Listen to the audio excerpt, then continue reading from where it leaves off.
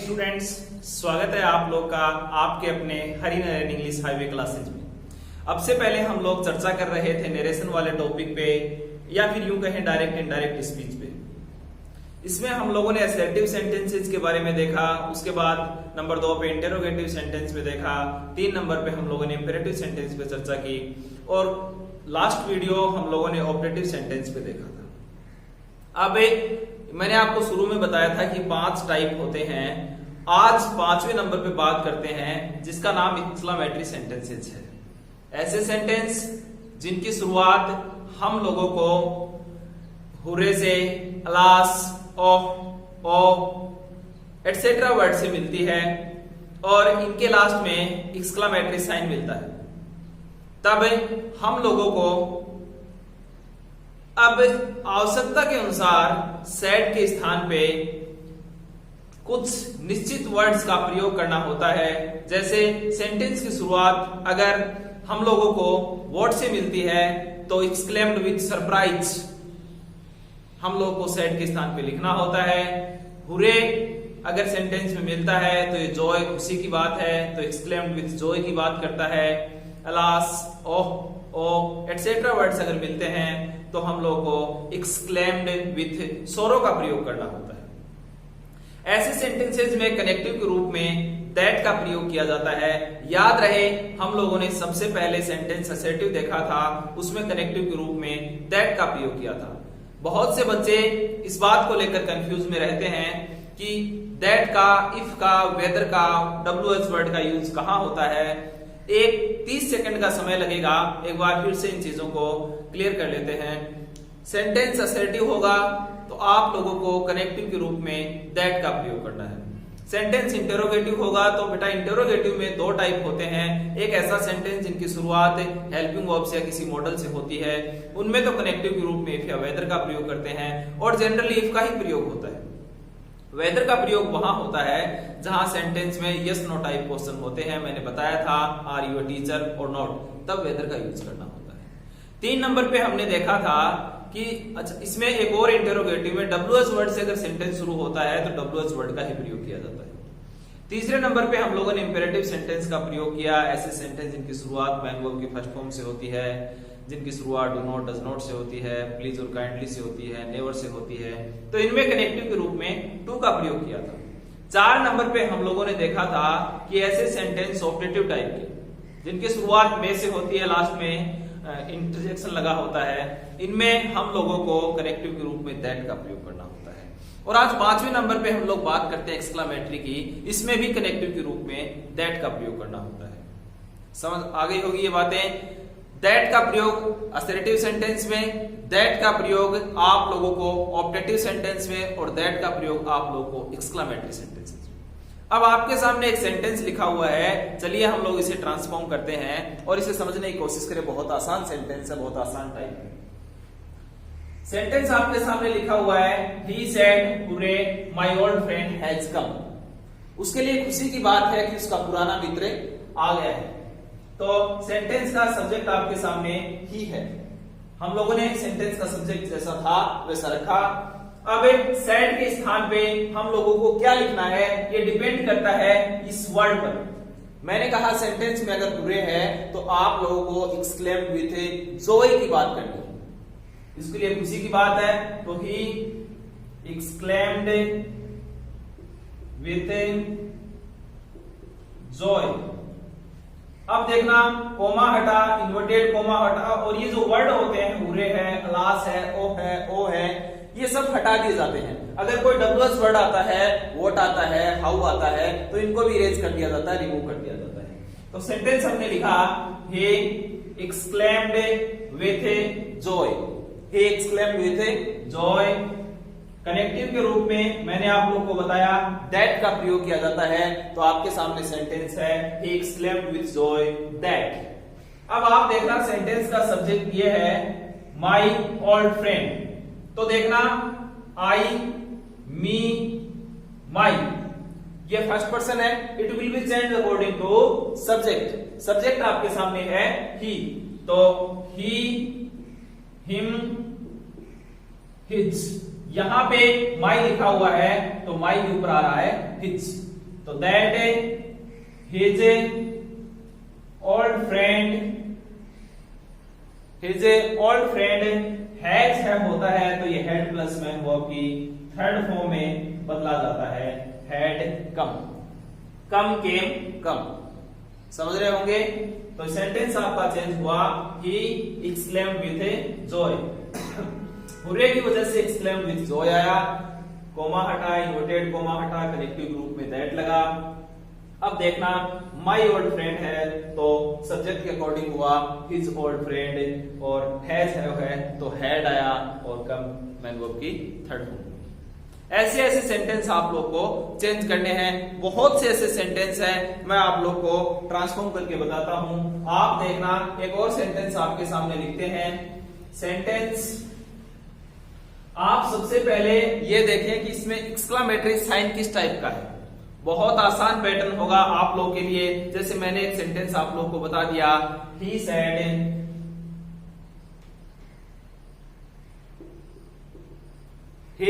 alas I am ruined।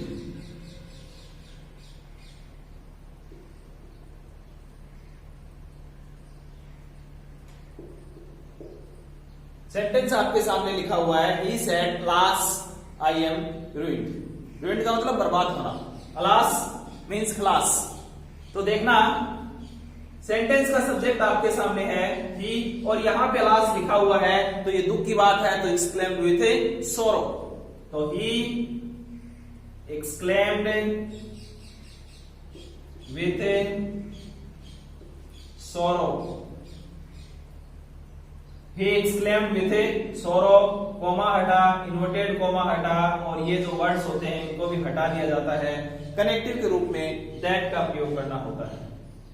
तो he exclaimed with a sorrow that। अब देखना ये रहा आई, कौन सा पर्सन? First person. इसके अनुसार चेंज होगा सब्जेक्ट के अनुसार। सब्जेक्ट आपका ही, सब्जेक्टिव केस में ही है तो ही। तो ही said alas I am ruined बदला he exclaimed with sorrow that he। अब इजवार was में बदलता है तो he was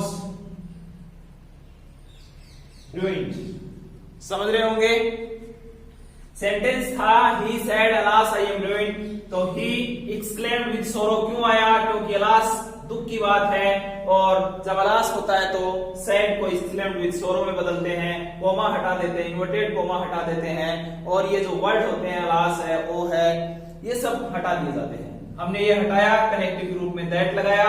अब आई का यूज यहां हो रखा है तो ये फर्स्ट पर्सन, सब्जेक्ट के अनुसार चेंज होता है। सब्जेक्ट ही है तो हमने ही लिखा, और इजमार है तो वो में बदलता है, फ्लूइड का फ्लूइड रहता है। इस प्रकार के सेंटेंस आपसे एक्सक्लामेटरी टाइप में पूछे जाते हैं। जैसे मैंने आप लोगों के सामने एक सेंटेंस लिखा, सबसे पहले आपको देखकर ये सेंटेंस जरूर अजीब लगेगा। देखना सेंटेंस आपके सामने है, सबसे पहले ही लिखा हुआ होगा alas। बहुत अजीब सेंटेंस लग रहा होगा, he is no more, he is a no more। समझ रहे होंगे मेरी बात? सेंटेंस देखना, आप लोगों को लग रहा है alas he is a no more exclaimed she, exclaimed she। देखना आप लोग, he is no more exclaimed she। सबसे पहले इस सेंटेंस को हम लोग सही पैटर्न में लिखते हैं। ये आप जो बदल रहे हैं इसका आंसर नहीं होगा, पैटर्न चेंज कर रहे हैं। आप देखना ऐसे सेंटेंस नहीं लिखा जाता। सेंटेंस का सब्जेक्ट आपके सामने लिखा हुआ है she exclaimed, हमने इसे पैटर्न सही पैटर्न में लाने की कोशिश की है। देखना she exclaimed alas he is a no more। ये सेंटेंस आपका सही पैटर्न में हुआ है। पहले सेंटेंस लिखा हुआ था alas he is a no more, आप देखना लिखा हुआ था alas he is a no more। तो अब हम लोगों ने लिखा है she exclaimed alas he is a no more। तो देखना अलास की बात है, दुख की बात है, तो आप देखोगे सी, ये आंसर है इस बार। सी exclaimed with sorrow, सेंटेंस रहा सी exclaimed, अलास आया इस वजह से with sorrow। अब कोमा हटा, इन्वर्टेड कोमा हटा और ये अलास हटा, कनेक्टिव के रूप में दैट का प्रयोग हुआ। सी exclaimed with sorrow, कनेक्टिव के रूप में दैट लगा, और आपको मैंने बताया था कि सी, इट, दे और किसी का नाम आए तो ये थर्ड पर्सन की कैटेगरी में आते हैं, और जब थर्ड पर्सन आता है तो ये बदलता नहीं है। तो देखोगे ही का ही रहेगा, इज हमार वॉज में बदलता है, तो ही वॉज नो मोर, और लास्ट में फुल स्टॉप लगा। सेंटेंस समझ में आ रहा होगा। हमने देखा था alas he is no more exclaimed she, इसका पैटर्न दिखने में अलग है, अगर आप चाहो इसे डायरेक्ट चेंज करना चाहो तो हो सकता है, लेकिन पहले इसे सही पैटर्न में लिखा सी एक्सक्लेम्ड, यानी सेंटेंस का सब्जेक्ट पहले आना चाहिए फिर वर्ब, तो she exclaimed comma last he is no more, तो सी एक्सक्लेम्ड विद सोरो, सोरो क्यों आया लास्ट की वजह से, सी exclaimed with sorrow that he was no मोर। ऐसे सेंटेंस भी आप लोगों से पूछे जा सकते हैं। मैं बहुत से ऐसे सेंटेंस हैं जो एग्जाम में 100% पूछे जाने की संभावना है, मैं आपको बताता हूं। इससे रिलेटेड एक और सेंटेंस देखिए, Sita said my alas my house was, my house is on fire. इसे मैं इरेज करता हूं, देखना सेंटेंस आपके सामने है, Sita said alas my house is on fire। Sentence देखना, Sita said alas my house is on fire। अब क्या हो सकता है, विद सोरो आएगा क्योंकि अलास है, तो सेंटेंस का सब्जेक्ट देखना, सीता, यहां अलास है तो सैड बदलेगा एक्सक्लेम्ड विद सोरो, सीता एक्सक्लेम्ड विद सोरो, कोमा हटा, इन्वर्टेड कोमा हटा, अलास हटा, और कनेक्टिव के रूप में दैट का प्रयोग हुआ, तो Sita exclaimed with sorrow that. अब देखना माई कौन सा person, first person, it will be change according to subject. Subject आपके सामने सीता है तो सीता लड़की है, इसके लिए होगा सी, हर, हर, और इधर माई है तो आई, मी, माई। अब आप बताइए कैसे सेंटेंस बदला जा सकता है, तो माई के ठीक ऊपर लिखा हुआ है हर, तो दैट हर हाउस इज हमारा वॉज और में जाएगा, वॉज ऑन फायर। ये सेंटेंस आपके सामने, सेंटेंस बहुत आसान है, Sita said alas my house is on fire, तो सीता एक्सक्लेम्ड विद सोरो, अलास की वजह से सोरो आया, कोमा हटा, इन्वर्टेड कोमा हटा, अलास हटा, और कनेक्टिव के रूप में दैट लगा। My first person, it will be change according to subject. Subject आपके सामने सीता है, सीता एक लड़की है, इसके लिए सी लिखेंगे, तो सी, हर, हर, माई, आई, मी, माई, माई के ठीक ऊपर हर है तो हर, हाउस इज हमार वॉज वर्ब में बदला तो वॉज ऑन फायर। ऐसे सेंटेंस एक्सक्लेमेटरी टाइप में आप लोगों को पूछे जा सकते हैं। मैं बहुत से ऐसे सेंटेंस हैं आपको बता सकता हूं। इसके अलावा एक और इंपॉर्टेंट बिंदु जिस पे हम लोग चर्चा करते हैं, देखिएगा, मैं आपको यूं कहूं, अगर किसी वाक्य के अंत में कोई नाउन है, समझ रहे होंगे, यदि किसी सेंटेंस के एंड में कोई नाउन है, मैंने कहा सेंटेंस के अंत में कोई नाउन है, गौर से सुना, सेंटेंस के एंड में कोई नाउन है, तो हम लोग उस नाउन से पहले इनडायरेक्ट स्पीच में बदलते समय उस नाउन से पहले द का प्रयोग करते हैं। द एक आर्टिकल है, समझ रहे होंगे, उस नाउन से पहले th द का प्रयोग करते हैं, वाक्य की शुरुआत करते हैं। द का प्रयोग करके नाउन से पहले वाक्य की शुरुआत करते हैं। अगर सेंटेंस के अंदर ए एन आर्टिकल हैं तो इनको हटा दिया जाता है। मैंने कहा 2 नंबर पे अगर सेंटेंस में ए और एन है तो इसे हटा दिया जाता है। हेल्पिंग वर्ब के रूप में वॉज वर्ब का प्रयोग किया जाता है। सिंगुलर है तो वॉज आएगा, प्लूरल है तो वर आएगा। समझ रहे होंगे। और एक बात है, ये बात ध्यान रखना, वॉज वर्ब के बाद में VERY का प्रयोग किया जाता है। वेरी, बहुत, समझे। मैंने कहा अगर ऐसा भी सेंटेंस आपको मिले, वो तो सिंपल टाइप था, मैं बता रहा हूं, ऐसा भी सेंटेंस आपको मिले वाक्य के अंत में नाउन है, ए एन अगर है तो उसे रिमूव कर दिया जाता है। वॉज वर्ब का प्रयोग हेल्पिंग वर्ब के रूप में किया जाता है और इस वॉज वर्ब के बाद में वेरी का प्रयोग किया जाता है। आप देखना ऐसा सेंटेंस मैं आपको बताऊं, सेंटेंस आपके सामने लिखा हुआ है, मोनू सेड। देखना मैंने आपको बहुत ही आसान सा सेंटेंस बताया है। Monu said what a beautiful house, what a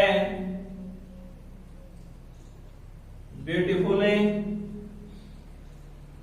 house. तो मैंने शुरू में आपको एक बात बताई थी कि सेंटेंस के शुरू में WH वर्ड वॉट आ रहा है तो एक्सक्लेम्ड विद सरप्राइज का प्रयोग करना है वॉट की जगह, और इस वॉट को रिमूव कर दिया जाता है, हटा दिया जाता है। तब देखना सेंटेंस का सब्जेक्ट आपके सामने है, मोनू सेड के स्थान पे आएगा एक्सक्लेम्ड विद सरप्राइज। सही चल रहा है पैटर्न। आप देखिएगा मोनू सेड के स्थान पे एक्सक्लेम्ड विद सरप्राइज क्यों आया, क्योंकि यहां पे सेंटेंस की शुरुआत वर्ड से हो रही है, कोमा हटेगा, इन्वर्टेड कोमा हटेगा, और जो WH वर्ड अलास पूरे जो भी वर्ड्स होते हैं ये तमाम वर्ड्स हटा दिए जाते हैं। अब मैंने कहा कि सेंटेंस के एंड में कोई नाउन हो, सेंटेंस के अंत में कोई नाउन हो है। अब नाउन से पहले आप लोगों को द का प्रयोग करना होता है। कैसा आर्टिकल? द आर्टिकल का प्रयोग करना होता है और वाक्य की शुरुआत करते हैं। तो mono exclaimed with surprise, connective के रूप में दैट लगा, that the house, that the house. मैंने कहा हेल्पिंग वर्ब के रूप में वॉज वर्ब का प्रयोग करते हैं। द हाउस सिंगुलर है तो आएगा वॉज। अगर सेंटेंस में ए और एन है तो उसे हटा दिया जाता है, हटा दो। वॉज वर्ब के ठीक बाद वेरी का प्रयोग करते हैं, कर लीजिए। द हाउस वॉज वेरी, जो बच गया उसे उतार दो, ब्यूटीफुल। समझ रहे होंगे आप। देखना मैंने बताया Monu said what a beautiful house. Sentence के एंड में अगर कोई नाउन है तो आप लोगों को शुरुआत करनी है। अगर व्हाट से शुरू हो रहा है तो देखना Monu exclaimed with surprise, what वगैरह हट जाएंगे, कनेक्टिव के रूप में दैट लगा। अंत में कोई नाउन है तो उस नाउन से पहले द लगा के वाक्य की शुरुआत कर दो। तो द हाउस हेल्पिंग वर्ब के रूप में वॉज वर्ब का प्रयोग होता है, किया हम लोगों ने। वॉज वर्ब के ठीक बाद वेरी का प्रयोग होता है, वो भी किया, वॉज वेरी ब्यूटीफुल। ऐसे सेंटेंस आप लोगों से पूछे जाएंगे, तब आप लोग इन सेंटेंसेज को ट्रांसलेट करना, ट्रांसफॉर्म करना। मैं आपको एक और सेंटेंस बताता हूं। देखना सेंटेंस आपके सामने ये है कि ही सेड, आपके सामने सेंटेंस है he said how lucky I am. कैसा sentence? How lucky I am, ये सेंटेंस। तो ही, अब हाउ आ रहा है तो डायरेक्ट इसे एक्सक्लेम में बदलिए, उसे सेड के स्थान पे एक्सक्लेम में बदलिए। ना तो व्हाट है, ना पूरे है, ना अलास है, ना ओ है, तो फिर क्या करो? एक्सक्लेम में रखिए। ही एक्सक्लेम, कोमा हटा, इन्वर्टेड कोमा हटा, और ये हाउ भी हटेगा। तो फिर क्या करोगे आप लोग? देखना कनेक्टिव के रूप में दैट का प्रयोग करोगे। तो ही एक्सक्लेम्ड दैट, ये कौन सा पर्सन? First person. किसके अनुसार चेंज होगा? सब्जेक्ट के अनुसार। सब्जेक्ट क्या? ही। तो that he is MR was verb में, तो ही वॉज, इसके बाद वेरी लकी, फुल स्टॉप के बाद। ऐसे सेंटेंस आपके सामने होंगे। ये पैटर्न 1 पे है, ये 2 पे है। तो हमने देखा ही said how lucky I M, तो ही एक्सक्लेम्ड, क्योंकि यहां पे अलास नहीं है, वोट नहीं है, और बुरे नहीं है, ओह नहीं है, ओ नहीं है, तो फिर लिखेंगे he exclaimed connective that, comma हटा, इन्वर्टेड कोमा हटा, हाउ हटा। तो he exclaimed that he was very lucky. ये आप लोग का एक्सक्लेमेटरी टाइप वाला जो पैटर्न है कंप्लीट हो चुका है। अब हम लोग अगले वीडियो में किसी नए टॉपिक पे चर्चा करेंगे, और तब तक के लिए आप लोगों को बहुत बहुत धन्यवाद। लगातार वीडियोस देखते रहें, लाइक शेयर एंड सब्सक्राइब करें। Thank you very much. Thanks to all.